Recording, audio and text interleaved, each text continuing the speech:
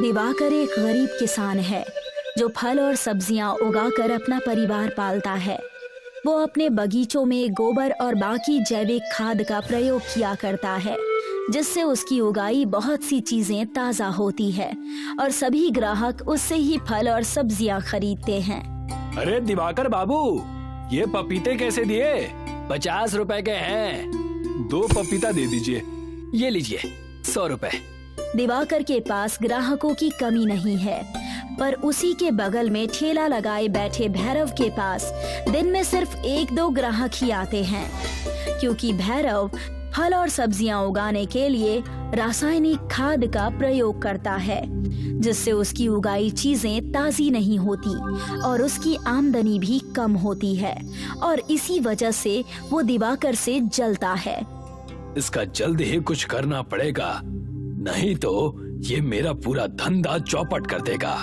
भैरव कुछ सोचने लगता है। बहुत सोचने के बाद भैरव के दिमाग में एक आइडिया आता है। वो दिवाकर को फंसाने की साजिश करता है। सुनो दिवाकर भाई, तुम्हें पता है सरकार ने किसानों को सरकारी बीज देने की बात कही है। अरे ये तो बहुत अच्छी खबर सुनाई है भाई तुमने। अच्छे बीज मिलेंगे तो हम लोग और भी अच्छे से फल सब्जियां उगा सकते हैं। तो देर किस बात की है? चलो मैं बीज लेने जा रहा हूँ, तुम भी साथ में चलो। भैरव अपने साथ दिवाकर को ले जाता है और उसे एक सरकारी बीज भंडार से बीज के कुछ पैकेट्स देता है। बीज लेने के बाद दिवाकर वहाँ से चला जाता है और भैरव अपनी चाल चलता है। वो अखबार में खबर छपवाता है कि सरकारी बीज भंडार से एक आदमी ने बीज चोरी किए हैं।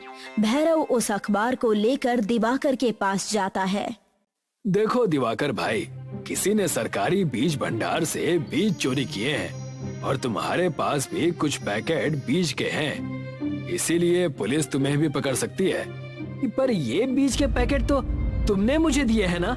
हाँ मैंने दिए थे, पर ये बात पुलिस को थोड़ी पता है कि किसको बीज मिले हैं और किसने चोरी की है। तो अब मैं क्या करूं? जब तक ये मामला शांत नहीं हो जाता तुम यहाँ से कहीं दूर चले जाओ। पर मैं जाऊं कहाँ? मैं तुम्हें ले चलता हूँ। भैरव दिवाकर को लेकर दूर एक घने जंगल में जाता है, जहाँ पर एक अंग्रेजों के जमाने का जेल बना हुआ है।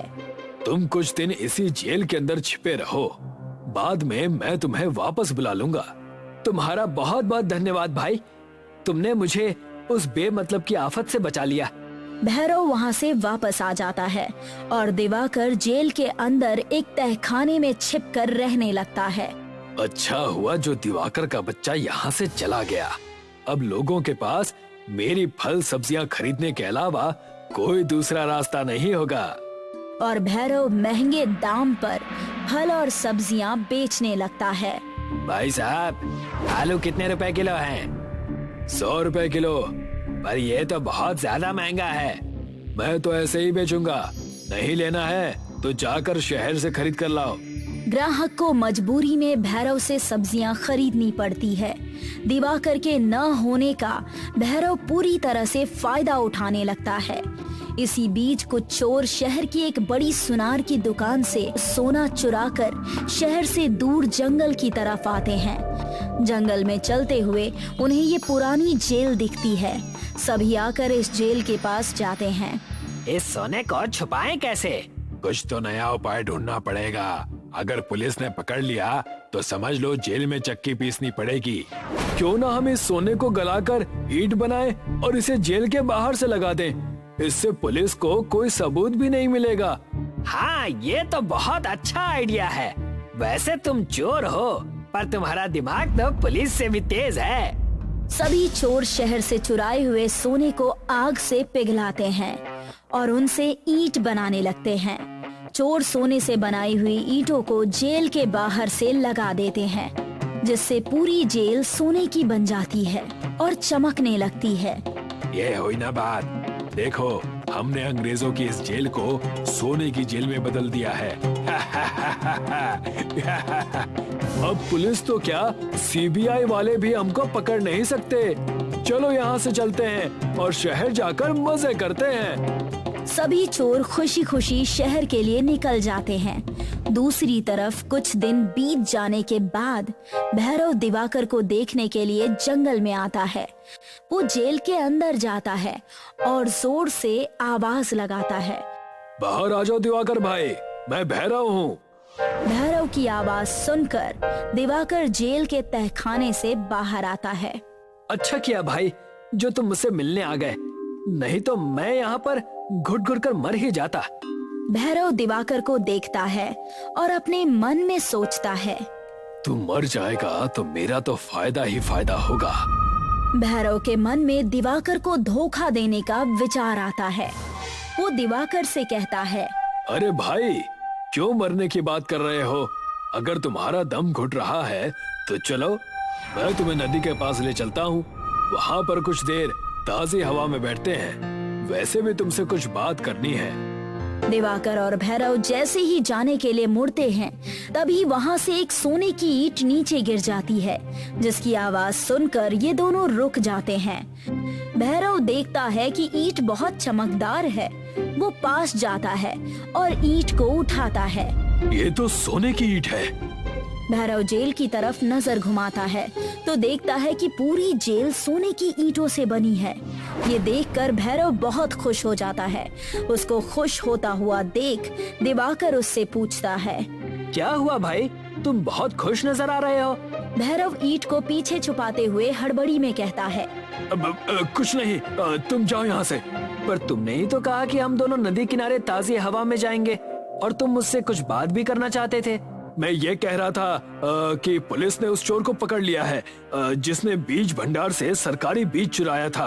अब तुम्हें कोई खतरा नहीं है, जाओ अब तुम अपने घर जा सकते हो। ये तो तुमने दिल खुश करने वाली खबर सुना दी, चलो घर चलते हैं। नहीं, मुझे कुछ काम है, तुम चलो मैं बाद में आता हूँ। ठीक है, तुम अपना काम खत्म करके आओ, मैं जा रहा हूँ। दिवाकर खुशी खुशी अपने घर के लिए निकल पड़ता है। दूसरी तरफ सोने की ईंटों से बनी जेल को देखकर भैरव खुशी से पागल हो जाता है। मेरी तो लॉटरी लग गई। कहाँ 50 रुपए की सब्जियां बेचनी पड़ती थी और अब करोड़ों का सोना मेरे हाथ लग गया है। भैरव जेल की दीवारों पर लगी सोने की ईंटों को निकालने लगता है और पास में पड़े एक थैले में सोने की ईंट भरने लगता है। तभी शहर से सारे चोर वापस आ जाते हैं। अच्छा बेटा, तो हमने ये सोना क्या तुम्हारे लिए चुराया है? कौन हो तुम? हमारा सामान चुराते हो और हमसे ही पूछते हो कि कौन हो तुम? ये सोना मेरा है, इसे पहले मैंने देखा है, पर इसे यहाँ तो हम लेकर आए हैं ना। भैरव चोरों की बात को अनसुनी करके सोने की ईंटों को थैले में भरने लगता है। लगता है ये ऐसे नहीं मानेगा, चलो इसके हाथ पैर तोड़ते हैं। तीनों चोर मिलकर भैरव को मारने लगते हैं। ये सभी लड़ाई कर ही रहे होते हैं कि तभी कुछ पुलिस वाले जो कि इस जंगल के पास से गुजर रहे थे वो इन्हें देख लेते हैं। वो देखो, वहाँ पर कुछ लोग लड़ाई कर रहे हैं, चलो जल्दी चलो। इंस्पेक्टर सोने की जेल के पास आ जाते हैं। बाप रे, इतना सारा सोना! ये सोना हमारा है, हमने इसे शहर से चुराया है। अच्छा, तो शहर में जो सोने की चोरी हुई है वो तुम लोगों ने की है। हवलदार, इन सबको गिरफ्तार कर लो। इंस्पेक्टर साहब, मैं चोर नहीं हूँ।